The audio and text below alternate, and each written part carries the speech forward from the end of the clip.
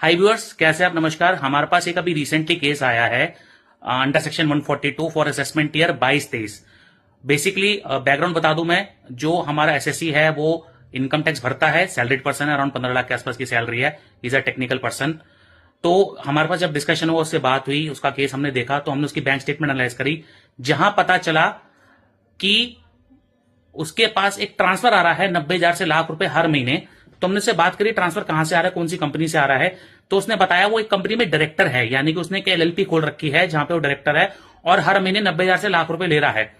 यही बात assessment year 22-23 में अपने उसने इनकम टैक्स में डिक्लेयर नहीं करी है और इनकम टैक्स ने पकड़ ली है। अब इनकम टैक्स ने बोला है कि जो आपकी इनकम आ रही है या जो आप इनकम कमा रहे हो, आप उसने टैक्स नहीं दिया है, आप उस पर टैक्स दोगे, आप अपनी इनकम रिवीजन करके इसको दोबारा भरो along with the penalty interest.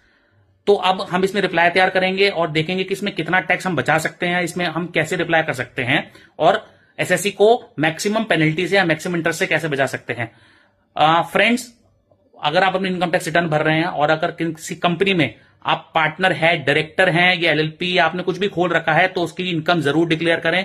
Otherwise department आजकल बहुत ऑटो ईआई हो गया है, उसके बाद सब कुछ है, सब कुछ उसको डिक्लेयर्ड है। कोई भी ऐसी इनकम मिस ना करे जहां पे आपको नोटिस आ सकता है या जहां पे कोई दिक्कत हो सकती है। अदरवाइज बाद में बहुत हैवी पेनल्टी भरनी पड़ेगी आपको।